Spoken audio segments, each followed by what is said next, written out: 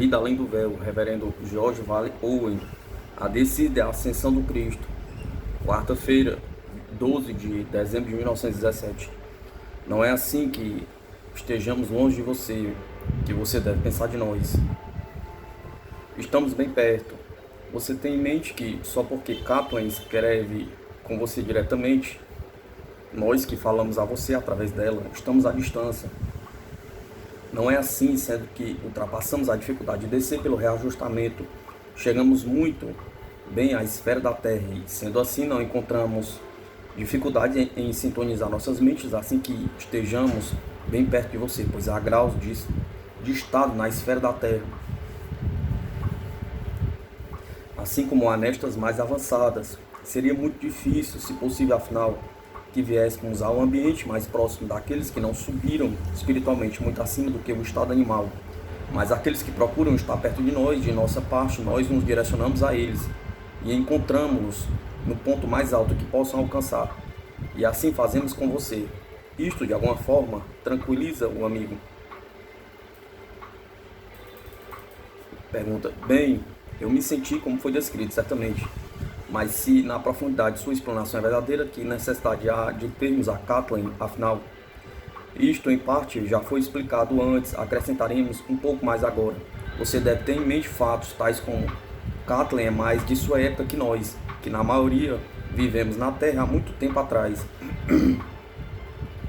Ela normalmente está mais próxima a você nesse estado que nós, e enquanto podemos entrar em contato com você no mais íntimo, ela acha mais fácil que nós tocar a parte mais externa, onde a fala e a movimentação de seus dedos tomam lugar, que é o cérebro de seu corpo material. Também na transmutação de nossos pensamentos em palavras, ela tem uma boa atuação entre nós. Mas para tudo isto, bem, que estamos, você e nós, em uma boa sintonia e contato recíproco. Pergunta: posso fazer umas perguntas? Resposta: com certeza, mas você está apressando tudo com certa ansiedade pelo sabor do conhecimento, amigo. Pergunte uma e se tivermos tempo para mais, veremos as outras também. Pergunta: obrigado. Sobre a descida do Cristo, quando ele desceu da casa do Pai para se tornar encarnado, suponho que tenha sido necessário a ele se condicionar às esferas, uma após a outra, até que alcançasse a esfera da Terra, vindo de um lugar tão alto. Levaria muito tempo para isso ser feito, não é? Resposta: pelo tanto quanto nos tenham ensinado, amigo, o Cristo esteve presente na esfera da Terra quando ela não tinha forma, isto quando ela era imaterial. Quando a matéria começou a ser, ele foi o Espírito Mestre, através de quem o Pai comandou forjar em constelações o material universal, da forma como vocês entendem isto. Mas apesar de que ele estivesse presente, ele também não tinha forma, e coube a ele não a forma material, mas a espiritual. Enquanto o universo foi sempre dotado de sua manifestação exterior, tomando assim sua forma de matéria, ele esteve por trás do fenômeno inteiro. E o processo todo passou pelo Cristo, conforme vieram para uma entidade dinâmica, conforme vieram passando as eras, e a matéria evoluiu do caos ao cosmos. Isto não seria possível, exceto para uma identidade dinâmica operando do exterior e do superior ao caos, e trabalhando na descida até o caos, pois a ordem não pode sair de onde há falta de ordem, exceto pela adição de um novo ingrediente. Foi o contato da esfera do Cristo com o caos que resultou no cosmos. Caos era a matéria em estado potencial. Cosmos é a matéria percebida, mas assim sendo, a matéria sendo percebida é apenas um efeito do fenômeno da energia dinâmica, que é acrescentada à inércia. Produz movimento. O movimento em si é a soma das atividades da vontade, consideradas potencialmente. A vontade, passando do estado potencial à sua percepção, torna-se movimento regulando, de acordo com a qualidade daquela vontade particular, que é o seu Criador. Consequentemente, o Criador de tudo, trabalhando através do Cristo, produziu depois de eras de impulso contínuo no cosmos.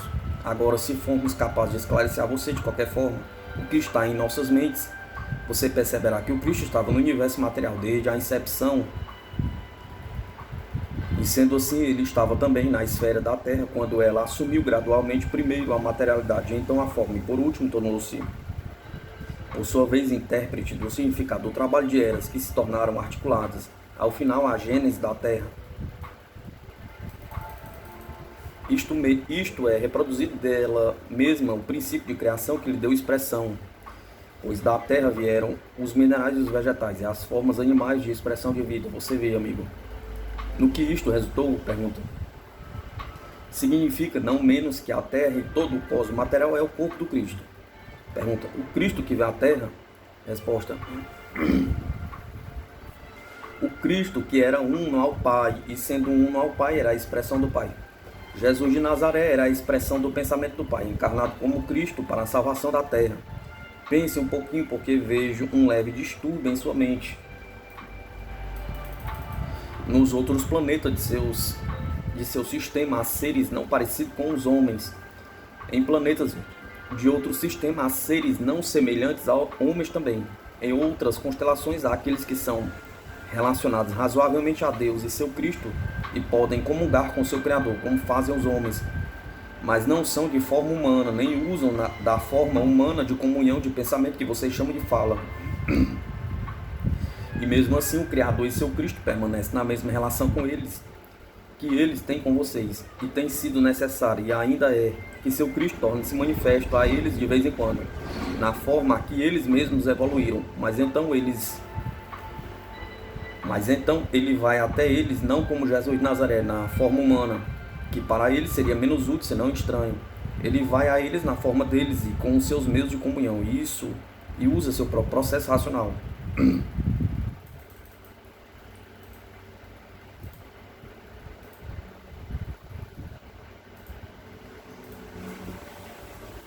Isso seria óbvio, exceto aqueles que, tendo lançado ao vácuo do espaço atrás dele a teoria geocêntrica, materialmente considerada, tem ainda essa teoria evoluída sobre eles espiritualmente.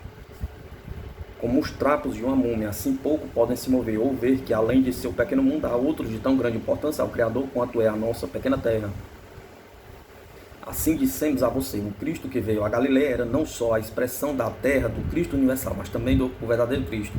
Agora deixe-nos chegar a um fim, se bem que não lhe falhamos nem em um pedacinho da gloriosa e esplêndida história, da rime, do ritmo, dos éons, e seu nascimento e casamento, e sua chegada em direção aos sóis que sorriem para suas crianças menores de hoje.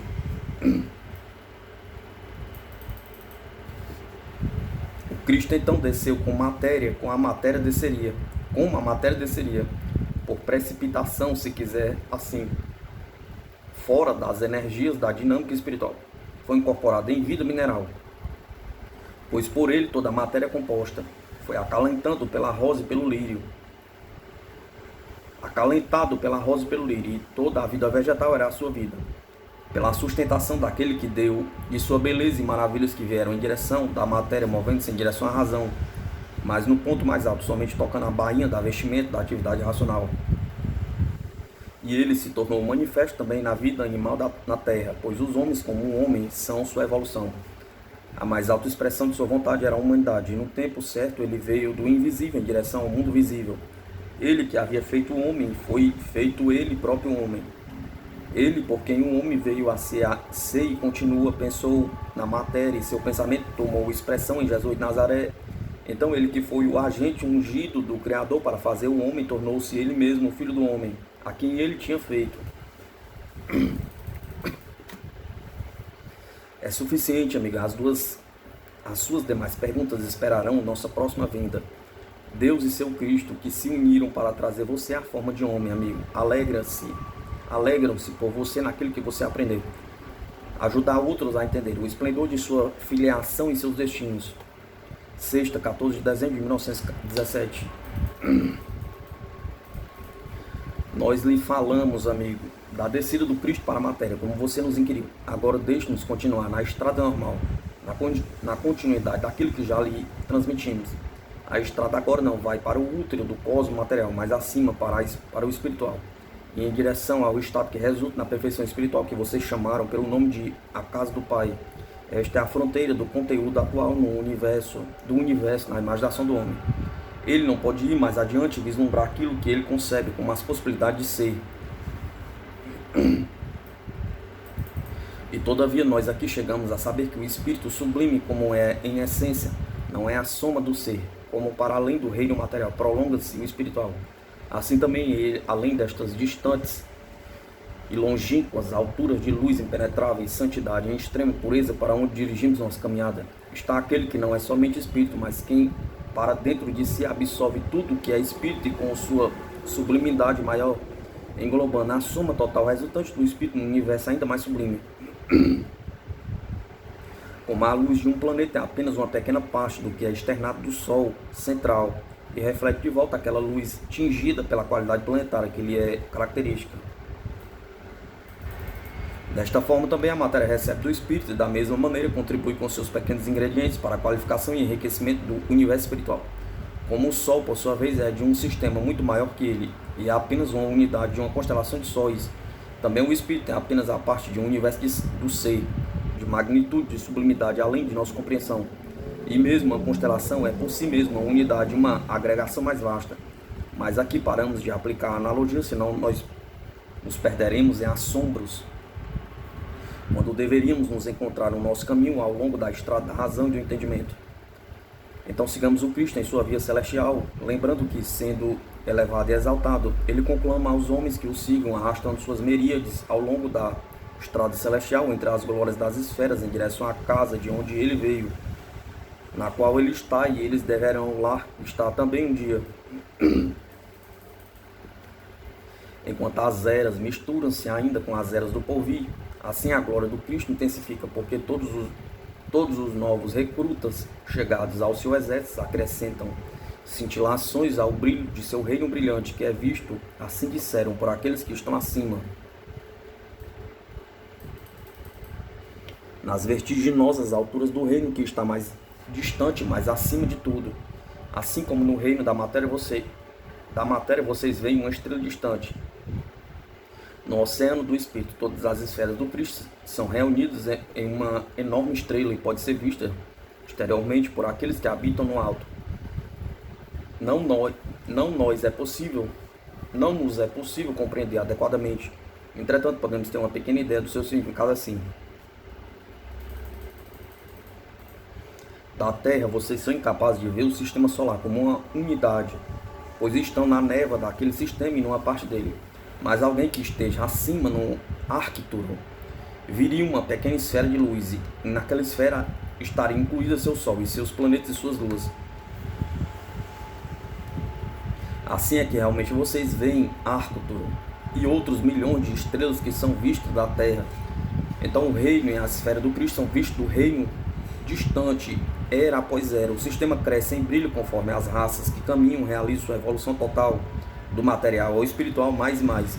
Nisto estou englobando o computo espiritual total como uma estrela, e aqueles que são opostos para observá-la são os que habitam nestas longínquas estepes do ser que estão além dos reinos do espírito, no grande vazio do desconhecido e do incompreensível.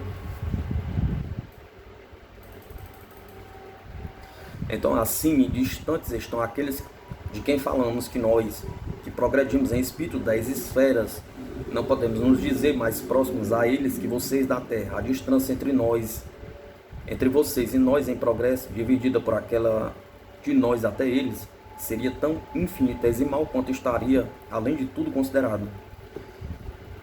Da forma que o total de constelações de sóis marcham em formação ordenada em direção a certa meta, apesar de distante, desta mesma forma, as esferas do Espírito marcham em direção ao seu destino, quando a peregrinação do Espírito irá fundir-se ao que está adiante e ali encontrar sua consumação.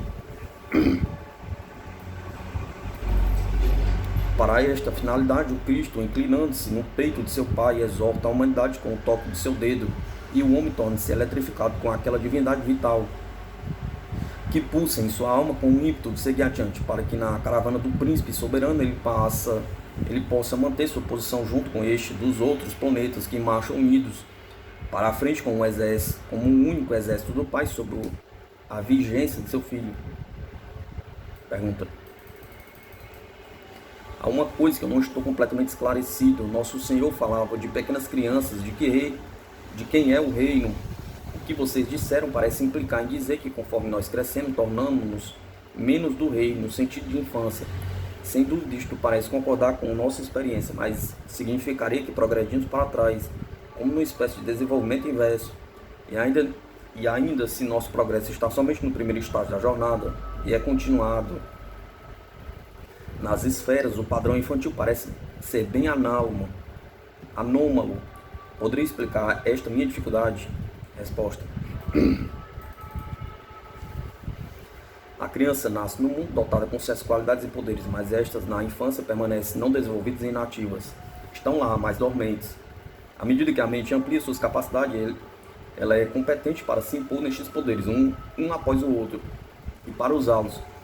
Em assim fazendo, o homem está continuamente ampliando sua esfera de ação e também entrando em contato com novas forças que lhe são impostas pelo ambiente, enquanto aquele ambiente, aumentando sua circunferência, entra em contato um após o outro com as esferas onde estas forças residem.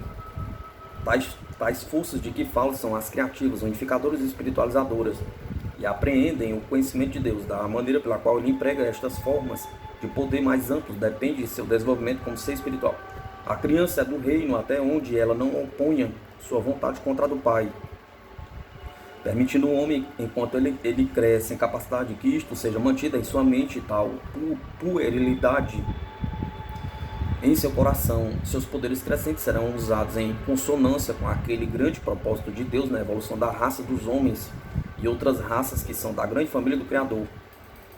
Mas se ele, crescendo em idade e em poderes, falhar a usá-los durante o caminho naquela qualidade de obediência confiante que é tão marcante na criança, então ele será considerado desviado da mente do Criador e resultará em um atrito que fará obstáculos às rodas de sua carruagem.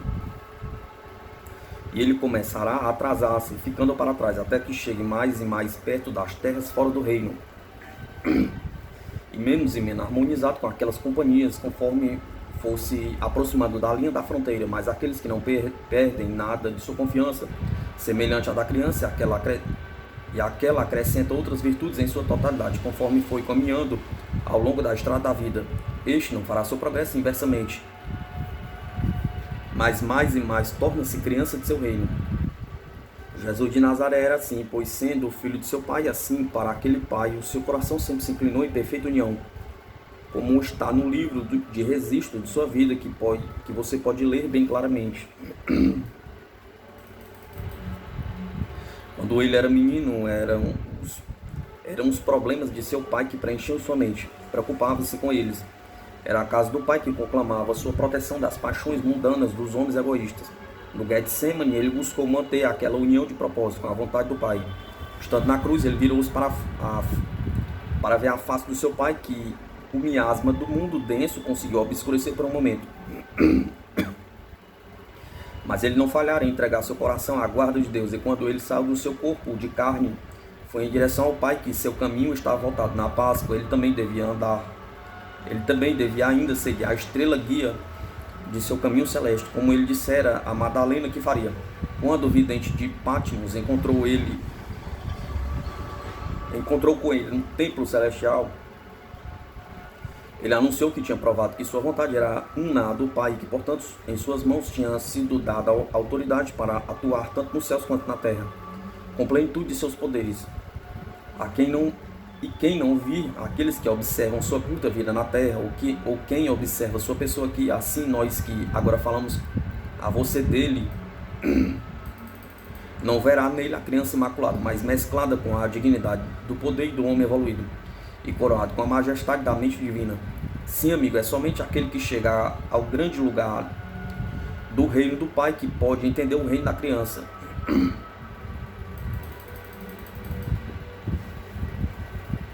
Em direção à terra da escuridão, uma manifestação do Cristo piedoso e glorificado, um Cristo menor.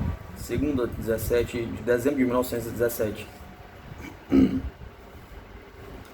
Nas mensagens precedentes, contamos a você, conforme nós mesmos havíamos aprendido, alguma coisa do mistério da criação e do progresso do universo da matéria, e num grau menor do espírito, a alcances ali que de longe ultrapassa qualquer imaginação nossa ou sua. Isto não será esclarecido conforme nós, nas eras que estão diante de nós, rumemos estado por estado a maior perfeição. tanto quanto possamos projetar nossas mentes naquela distante imensidão de vida a ser vivida. Não podemos ver nenhum fim em nosso caminho nesta direção, pois, como um rio é visto da montanha, onde se inicia assim a vida eterna. A correnteza alarga-se em seu volume, absorve mais e mais aquelas correntezas que vêm de terras de características diferentes e também no solo. Assim é a vida de um homem, já que ele também agrega à sua personalidade muitas outras correntes laterais de diversas qualidades. Em si, mistura-se juntas, fazendo delas uma única nele mesmo. Dessa mesma forma, o rio é visto ainda alargando-se até que, ultrapassando a si mesmo, cessa de ser distinguível como uma unidade separada. Assim também o homem amplia-se, além do estado inicial, passa ao grande oceano de luz, onde já não podemos segui-lo em seu progresso deste nosso ponto de vista, na montanha onde ele nasceu. Mas isto aprendemos, e há poucos que duvidam disto, que como a água do oceano não muda a substância do rio, era água e vai para aquilo que nada mais é que água, mas somente enriquecida e com sua qualidade modificada. Assim mesmo o homem será ainda homem quando emergir dentre as margens da individualidade de um lado e da personalidade do outro, e mesclar sua riqueza de qualidades acumuladas com a infinidade daquele que é o princípio, a consumação e a emanação e a absorção das forças de todos os ciclos do ser. Também nos rios, peixes e animais aquáticos têm sua habitação, mas quanto mais amplo e profundo o oceano, faz morada para os viventes de maior tamanho e poder que estes, da mesma forma aqueles que em pessoa e em poderes gozam sua imensidão na unidade, devem ser de tamanha glória além de nosso conhecimento. Nós, portanto, vislumbramos adiante em direção a estes distantes irmãos nossos e sabemos que eles não são insondáveis por nós, que, mesmo que eles fossem transferidos de suas habitações, ainda teríamos nossas faces voltadas para os seus locais. É do máximo, através destes tais, que veem a vida e banha de amor estes reinos menores, nossos e seus. É suficiente, nós tomamos um golinho do cálice de nosso destino e seguimos adiante, mais refeitos e fortalecidos para as obrigações colocadas em nossas mãos. Pergunta: você poderia me dizer um pouco mais destas obrigações, por favor? Resposta: mas são múltiplas em número e na diversidade também são. Contaremos uma tarefa a que fomos recentemente convocados e como foi levada até o fim. Na esfera da qual viemos, e a você há um templo no alto de uma colina. É o templo de que Zabdiel falou. Pergunta: o templo do Monte Sagrado? Resposta: o mesmo. Fomos em variadas missões de bênçãos para aquela esfera e as inferiores, e também porque daquele lugar vão para a esfera mais alta aqueles que em santidade e sabedoria tornaram-se assim qualificados para viverem nela sem desconforto, sendo condicionados à atmosfera mais rarefeita do lugar por um longo treino, e também para visitar aquele templo e a planície abaixo, de tempo em tempo, onde as condições que prevalecem na esfera 11 são trazidas, enquanto eles se banham naquele ambiente que um dia será sua morada permanente, e ainda que se qualificará para sua nova habitação. Fomos à planície, subindo a trilha que circunda a lateral do monte, aproximamos do portico diante do portão principal. Pergunta: vocês estavam qualificados para avanços? Resposta: não da maneira que acabamos de descrever a você. Não, aquela condição de atmosfera intensificada não é perpétua ali, mas é trazida nas épocas em que estão para se aproximar àqueles que estão próximos de avanços.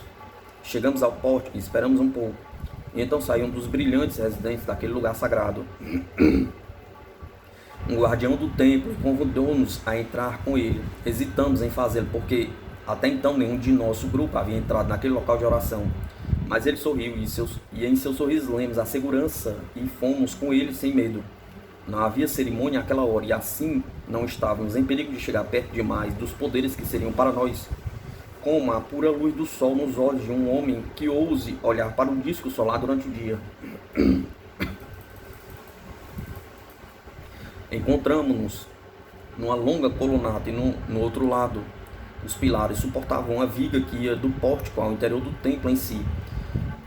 Mas sobre nós não havia teto, mas a amplidão do infinito, a abóbada dos céus, como vocês dizem. Os pilares tinham um diâmetro e pesos grandes, e a viga de cima era muito decorada em sua fachada e nas bases dos pedestais, mas com símbolos que não conseguimos desvendar. Somente um fator de padrão eu pessoalmente reconheci, e era a gavinha, a folha da videira, mas não havia fruta. O que a mim me pareceu bem apropriado em tal lugar, já que era apenas uma espécie de passagem, como era o todo daquele templo, de uma esfera a outra, e não um lugar de frutificação. No fim desta passagem longa e larga, estavam penduradas umas cortinas e paramos diante delas, enquanto nosso guia seguiu adiante, retornando depois, convidando-nos a entrar. Quando passamos para além deste lugar, descobrimos que não estávamos num grande hall, mas numa antecâmara. Esta seguiu o caminho e nós entramos, não em seu final, mas numa entrada lateral. Era muito amplo na área e também em altura. Um quadrado estava aberto no meio do teto, bem em frente à porta por onde entramos, mas todas as outras partes estavam cobertas pelo telhado.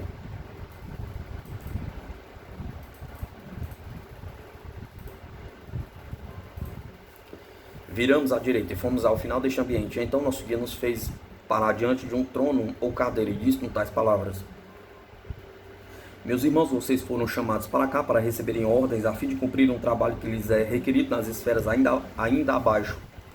Tenham a bondade de esperar a chegada de nosso irmão, o vidente, que lhe fará entender o que é requisitado desse seu grupo. Enquanto estávamos ali esperando, chegou por trás da cadeira outro homem. Era mais alto que nosso guia. Em torno dele, conforme se movia, parecia haver uma névoa azul e dourada, enfeitada de safiras. Ele veio em nossa direção e deu-nos a mão, cumprimentando-nos um a um. Enquanto tocávamos seus dedos, tornávamos mais atentos. De acordo com o que conversamos entre nós depois. Para a proximidade de uma esfera dentro da esfera 10, que era de uma espécie de essência concentrada de sua condição, de tal forma que, entrando na circunferência daquela esfera mais interna, estávamos em contato com tudo o que estava sucedendo adiante em todo aquele amplo reino, em todas as suas partes. Sentamos nos degraus abaixo do trono e o vidente ficou diante de nós, encarando o trono. Ele nos falou de coisas sobre as quais eu não poderia fazer você entender totalmente, porque não é de sua experiência, e mesmo para nós eram fatos dos quais estávamos apenas avançando no entendimento. Mas então ele nos disse sobre algo que podemos dizer-lhe que lhe trará proveito. Ele nos disse que quando Jesus de Nazaré estava na Sagrada Cruz, ali estava entre aqueles que o viam, aquele que o vendeu para a sua morte. Pergunta: você quer dizer que ele estava ali encarnado? Resposta: sim, na carne. Ele não poderia fugir nem ficar muito perto, mas ficou perto o suficiente para assistir aos fatos que aconteciam ao homem que morria, o homem da tristeza. A coroa havia sido removida, mas as gotas de sangue estavam sobre seu peito e seu cabelo estavam aqui e ali endurecidos pelo sangue. E quando o traidor olhou para a sua face e seu perfil, viu a sua alma a voz que escarnecia, dizendo: assim como você iria com ele ao seu reino, ganhando ali um lugar elevado em poder, vá agora ao reino de seu adversário. Lá você terá o poder de questionar. Ele lhe fez tombar. Vá agora onde ele não estará por perto para adverti-lo sobre como você serviu a ele.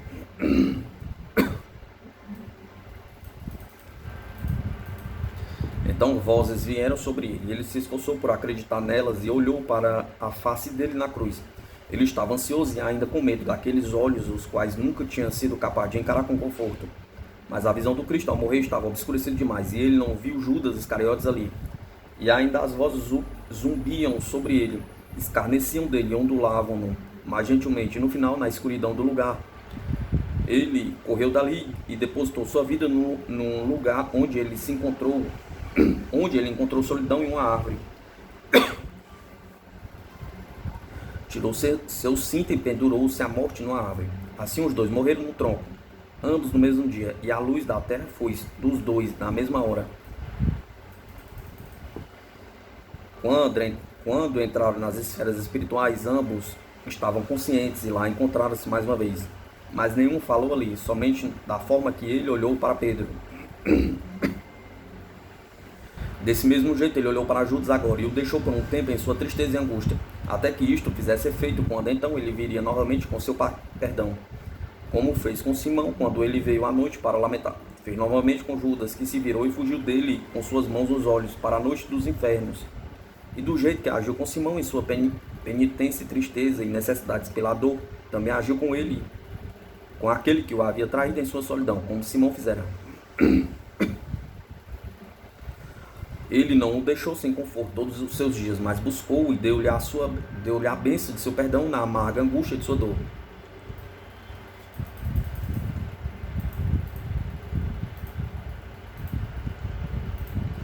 Isto foi o que o vidente nos disse, e ainda mais que isto, e pediu que ficássemos um pouco no templo e na capela, e meditássemos no que havia dito, e também para que ganhássemos poderes para seguirmos adiante com a história até o fim, contando-a aos outros, como ele nos contou.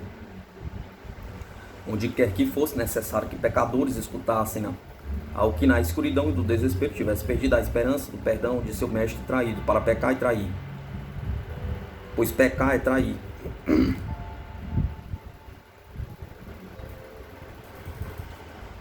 Mas de que maneira nossa tarefa foi cumprida falaremos um outro dia, porque você agora está exausto e temos outras coisas a fazer, em vez de fazer você ir tão longe. Assim posso o Salvador dos pecadores, o piedoso, está em todos os que estão na escuridão, irmão. Pois há muitos na terra, assim como em espírito, que precisam dolorosamente de seu conforto, pois sua graça está com você também. Possa sua graça estar com você também. Terça, 18 de dezembro de 1917. Daquele lugar elevado, fomos para a sala de audiência, onde recebemos as palavras do vidente. Ele falou a nós com muito amor, mais do que eu lhe contei, e nos fortaleceu para a nossa missão. Fomos em direção ao pórtico e paramos para ver a extensa amplidão diante de nós. Abaixo estava a planície gramada, que se estendia para longe em ambos os lados. Então elevavam-se as colinas em torno delas, rios desciam a planície e juntavam-se num lago ao nosso lado direito. À esquerda abriam-se além do portal, podíamos ver entre elas a montanha que se elevava entre a esfera 10 e a próxima inferior. Enquanto ali permanecíamos, o vidente ficou no meio de nós e pelo seu poder que nos envolvia, pudemos ver o que estava além de nossa visão normal. E olhamos aquelas esferas que estavam na estrada que tínhamos de que tomar. Brilhantes e menos brilhantes, elas desfilavam diante de nós. Depois então a treve, ainda mais treva, até que penetraram em uma névoa na qual de nosso lugar não podíamos penetrar, pois as maiores trevas eram as que estavam sobre a terra e abaixo daquele estágio, de onde aqueles que vinham da terra tinham que subir, enquanto estes que, tendo vivido suas vidas em erro, vão por atração natural para baixo, aos lugares que mais lhe trarão benefício. E estes lugares vocês chamam de inferno. Bem, isto são, meu filho. Se inferno significa angústia, tormento e remorso de alma. Tendo pego nosso estoque de coisas e as especificações da tarefa que esperava por nós no trabalho que tínhamos adiante, ajoelhamos-nos e ele nos abençoou e fomos embora. Tomando o rumo da esquerda e viemos para além da abertura, lançando-nos em direção à nossa longa jornada.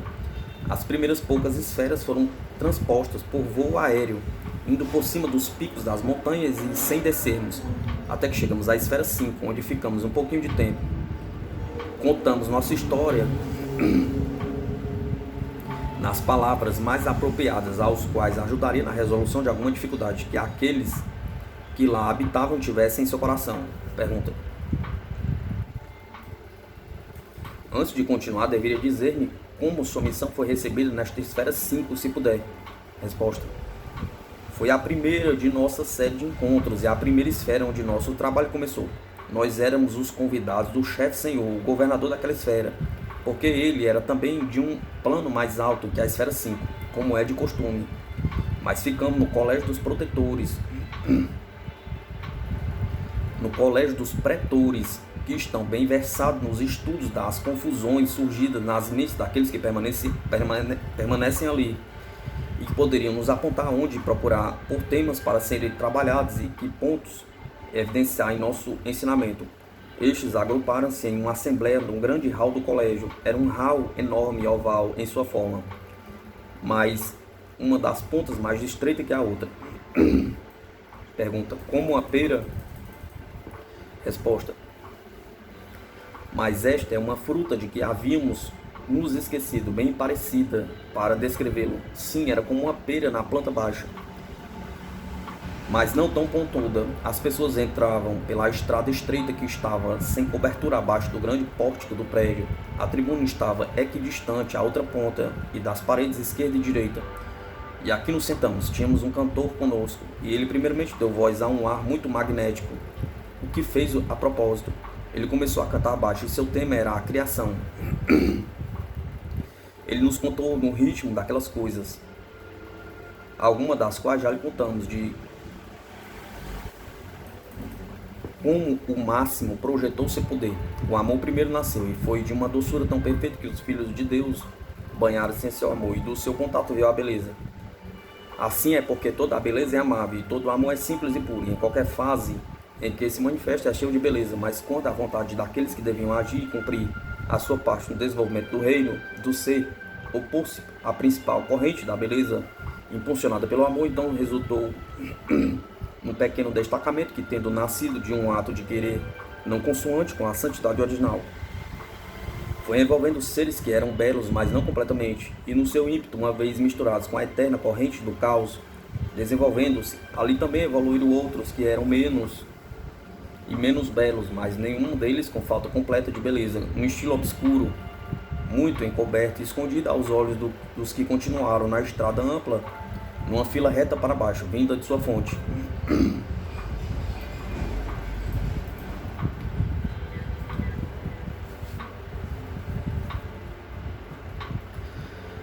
Assim ele cantava, e o grande número de pessoas estava muito atento e ouviam suas palavras, pois a música delas parecia vir de onde a beleza e o amor nasceram, e as palavras eram tais que mostravam que o supremo e o máximo era o único e não diverso em si, e que a diversidade que veio só era permitida porque existisse por seu sustento, onde a oposição pode ser encontrada sendo expressa em multiplicidade, podendo ser elevada para mais alto em direção à unidade uma vez mais.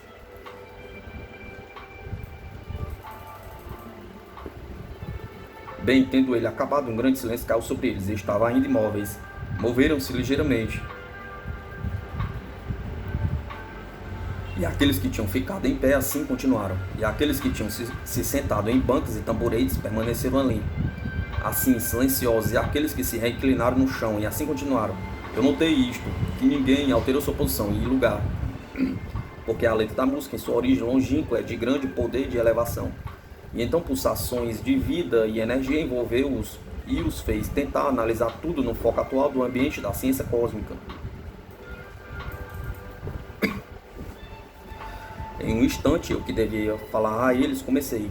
O cantor começara num tom baixo e doce, mas conforme as eras começaram a trabalhar do nascimento dos mundos, sua voz elevou-se em timbre, e as elevações potentes de energia e força pareciam estar na sua alma e saíam dela num intenso e emocionante volume.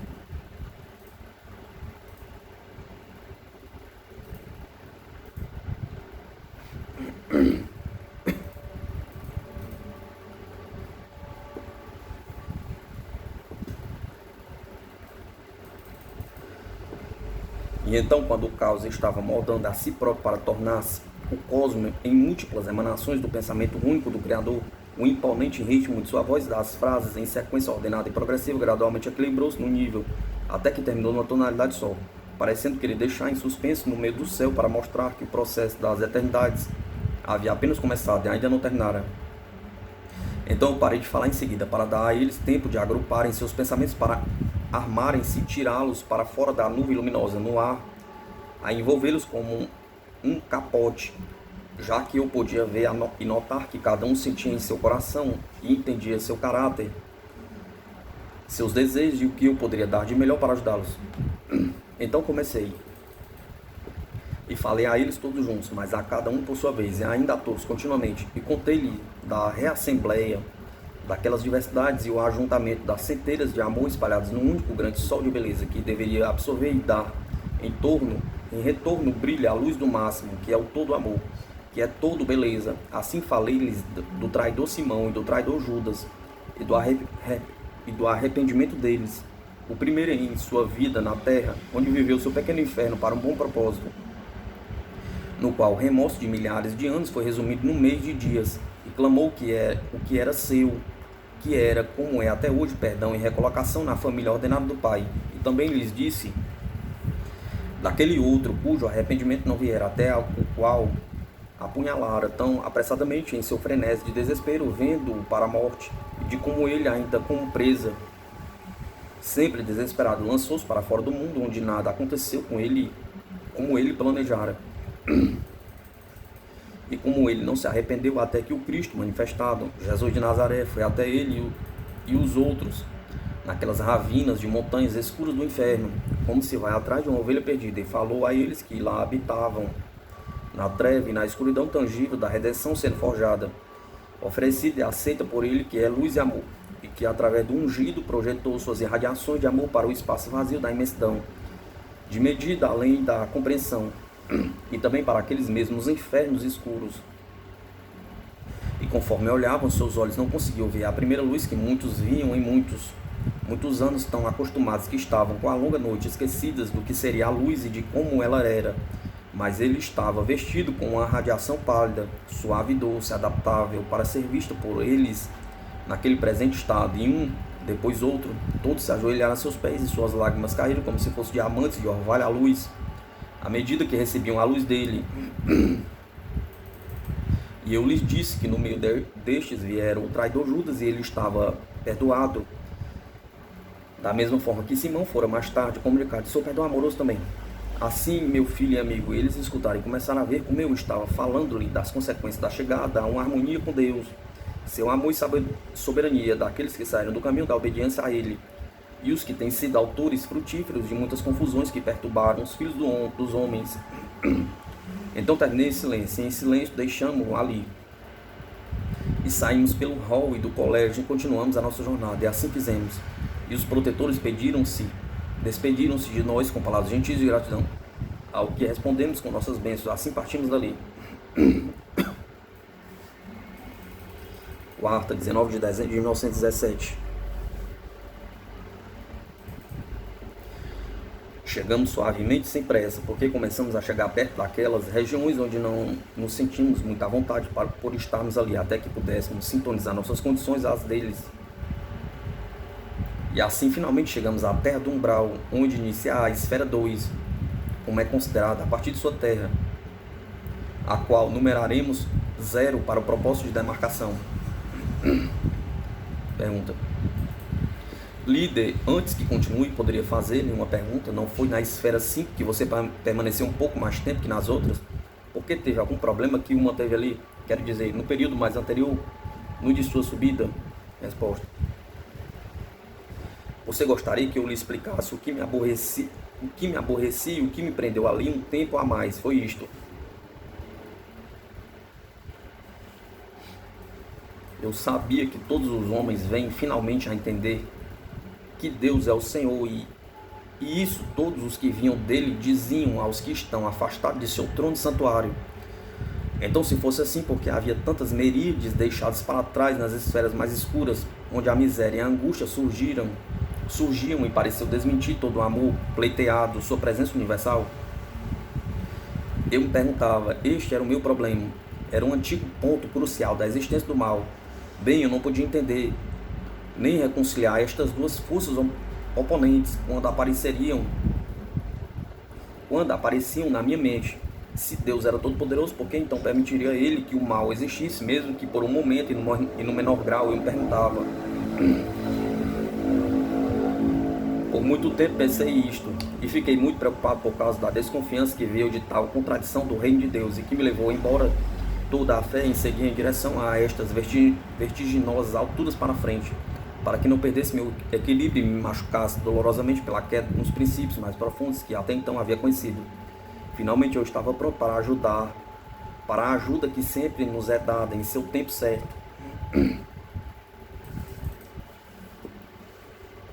Mesmo eu não sabendo, fui controlado e meus raciocínios todo o tempo, até que amadureci para o esclarecimento. E então a visão que me foi dada varreu todas as minhas dúvidas para o esquecimento, nunca mais voltando a me perturbar novamente. Um dia, como vocês diriam, Sentei sobre uma encosta forrada de pequeninas flores vermelhas, sob uma espécie de caramachão formado por árvores. Eu não estava pensando na minha principal confusão, pois tinha mais coisas em que pensar, mais prazerosas que esta. Estava bebendo toda aquela beleza da floresta, suas flores, folhas, pássaros e as músicas que eles cantavam um ao outro. Quando me virei, vi sentado ao meu lado um homem de aspecto grave e muito amável. Seu manto era de rica púrpura e abaixo dele usava uma túnica de tecido, através do qual podia ser visto seu corpo brilhando como o sol refletido do centro de um cristal. A joia do seu ombro era de um verde profundo e violeta. Seus cabelos eram castanhos, mas a cor de seus olhos não é conhecida de vocês. Assim ficou lá, sentado e olhando para diante dele, e eu olhando para ele e seu grande amor por um longo tempo. E então disse ele: meu irmão, este local é muito aconchegante e agradável para se descansar, não acha? E eu respondi: sim, meu senhor, porque não tinha mais palavras que aquelas. E ainda assim disse ele: é um berço de flores isto que você escolheu para se apoiar. E para aquilo não pude dar nenhuma resposta, então continuou: pense bem, amigo. Estas pequeninas belezas vermelhas da família das flores, que estão repletas de graça e de vida germinando, exatamente como as crianças foram feitas para tal propósito, como este ao qual lhe propomos. E tudo o que pude responder foi: não havia pensado nisto, Senhor. Não, é como a maioria de nós, e é estranho também se olharmos o que somos. Cada um de nós emanamos um que está pensando o tempo todo, e que nada faz que não esteja em concordância com a razão. E é no oceano da vida dele que nadamos de era em era, nunca fora dele. É estranho como podemos atuar sem raciocinar, nós que somos filhos de um pai como ele. Ele parou um pouco e eu enrubesci envergonhado, mas sua voz e suas maneiras não eram severas nem um pouco, mas gentis e cativantes, como uma babá cuidando de um homem. Mas comecei a pensar agora, e se não antes. Aqui eu estava, espremendo pelo peso de meu corpo, todo descuidado, estes pequenos botões que eram tão bonitos, tão cheios de vida, e ainda assim tão desamparados em seu submisso amor. Então finalmente disse: vejo o alvo de sua flecha, Senhor. E o Senhor atingiu profundamente. Não é bom que nos sentamos mais aqui, pois esmagamos essas pequenas flores com o peso do corpo. Então levantamos e caminhamos juntos. Ele disse: e assim fizemos. Então levantemos e caminhamos juntos. Ele disse: assim fizemos. Frequenta muito esta trilha? Perguntou ele, conforme íamos andando lado a lado. Este é o meu passeio favorito, contou ele. Contei a ele: e para cá que venho sempre para passar nos temas, para pensar nos temas que me perturbam. Sim, disse ele pensativo. Esta é uma esfera de confusões mais que as outras. E vindo até aqui você sempre se senta em algum lugar e raciocina sobre as coisas. Eu prefere pensar no íntimo dos problemas, penso eu. Mas deixemos isso de lado. Onde você sentou da última vez que veio para cá a pensar? Perguntou. Ele parara para fazer a pergunta e eu apontei a encosta diante dele e disse: foi aqui que sentei quando vim para cá na última vez. E foi recentemente? Perguntou. E eu disse: sim. E mesmo assim, disse ele, não vejo marcas da forma que seu corpo no musgo nas flores rapidamente se recuperara de qualquer pressão que tenham sofrido. Pois é assim nestes reinos, não é assim na terra. Estas flores e musgos e o gramado rapidamente recuperam sua aparência e é difícil, mesmo ao levantarmos, de ser percebido onde nos deitamos. É da esfera 5 que falo, não é assim em todas as esferas, e menos ainda na aspecto da terra. Mas ele continuou: ainda isso é concernente ao Criador de tudo, igual em valor e avaliando como as feridas das almas dos homens, porque qualquer que seja o seu trabalho é seu sem dúvida, e apenas seu. E agora venha, irmão, e eu vou mostrar-lhe o que eu não tenho sido capaz de ver por falta de fé. Você agora começa a duvidar da sabedoria de sua própria imaginação, e nesta dúvida reside o núcleo da fé, na bondade dele, cujo reino é amor, e a luz deste reino, sua sabedoria. Então ele me conduziu por um atalho da floresta para uma colina, que subimos até que ficamos mais altos que o topo das árvores abaixo. E eu olhei para a paisagem longe dali. E enquanto ele olhava, vi na longínqua planície, além do templo da esfera, e ali se elevaram, através das aberturas do teto, luminosos fios de luz, e estes uniram-se em um sol sobre a cúpula central. Estes fios eram emanados pelos exercícios espirituais daqueles que ali se encontravam.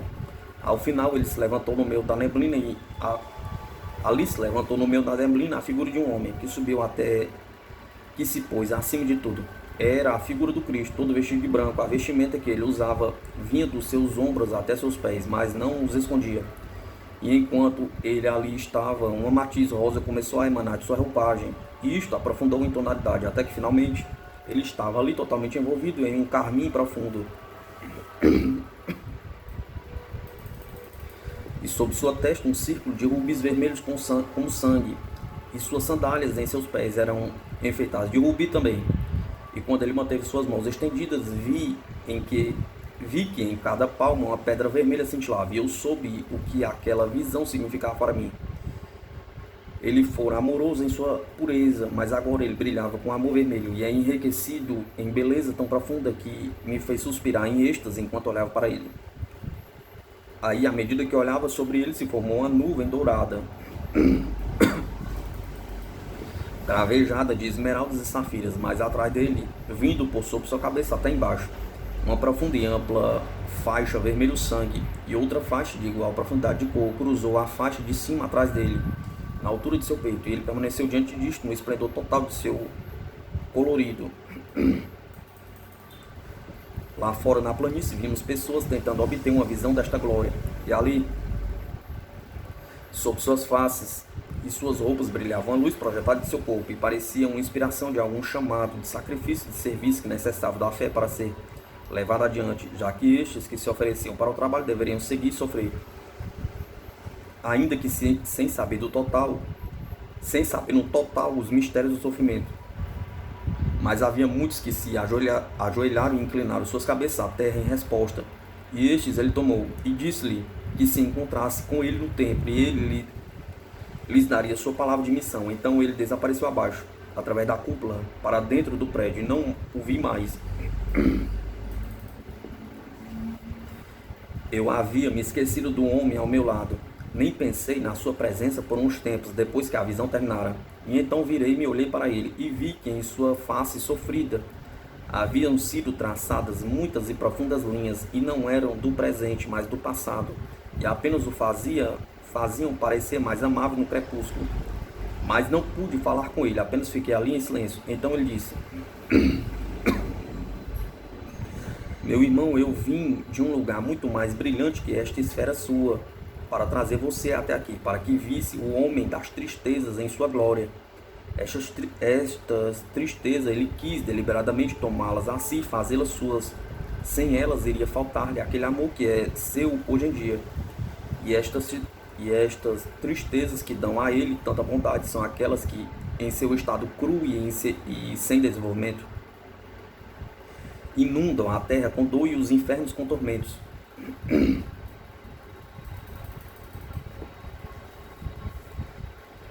Estas são apenas para o momento, para cada um que passa embaixo de sua sombra. Não podemos penetrar, meu irmão, em toda a grandeza do coração de Deus, mas podemos, como até mesmo agora feito, obter de vez em quando relances de lucidez brilhando sobre tudo, e então somem da confusão seus mais sinistros aspectos, e a esperança ressurge, até que um dia possamos ser capazes de entender melhor. Mas até que aquele dia venha para mim, estou contente em saber que ele, que veio do coração do Pai, veio branco e puro e com firme propósito, encara sua tarefa, onde seu caminho estava, entre as nuvens turgidas de pecado e ódio que se agruparam sobre o planeta Terra, não aos infernos profundos. Ele foi e buscou aqueles que lá sofriam, e por causa da angústia dele ele sofreu também. Portanto, o homem das tristezas retornou aos passos do trono de seu Pai, sua tarefa cumprida. Mas ele não fez seu retorno da maneira como ele havia ido. Ele foi branco em pureza e santidade, retornou novamente carmesim, o príncipe lutador e conquistador. Mas o sangue que ele derramou não foi de outro, mas somente o seu. Estranha guerra esta. Estranha guerra esta. E nova na história do mundo, em que o conquistador, encontrando o seu inimigo, deveria virar a lâmina em direção ao seu próprio peito e ainda assim chegar a conquistar pelo sangue derramado, assim acrescentando estes rubis à sua coroa e à sua pessoa em tinta rosa do sacrifício. Ele retornou mais belo do que quando se foi, e agora a tragédia de sua descida à matéria é apenas como a pressão momentânea do musgo no qual você, sem pensar, se deitou, e o qual está sem estragos em seu perene vigor de crescimento e florescência. Ele vindo até aqui daqueles elevados reinos de luz e poder além de nossa imaginação, ele nos diz da grandeza do sacrifício de si. Ele é minha comprovação da boa sabedoria de Deus, como pela tragédia do pecado e do desespero das rebeliões do inferno. Bem, eles que trilharam aqueles caminhos escuros trazem algo de volta também, por causa do amor. Ele e seu filho mostraram, ao trazerem da escuridão aqueles que haviam se desviado do caminho da obediência e buscaram outros comportamentos em si. Em alguma coisa lhes foi acrescentada que lhes é preciosa e doce, já que os conduz para mais perto dele. Sim, meu irmão, você um dia entenderá mais um pouco desta sabedoria. Seja paciente até então. Será um longo tempo até que possa chegar a entender. Não virá a você tão prontamente, nem tão cedo, como aconteceu comigo, penetrar nesta profunda miséria. Porque você não afundou nestas profundas cavernas de remorso e agonia, mas eu já habitei ali. Vim por este caminho.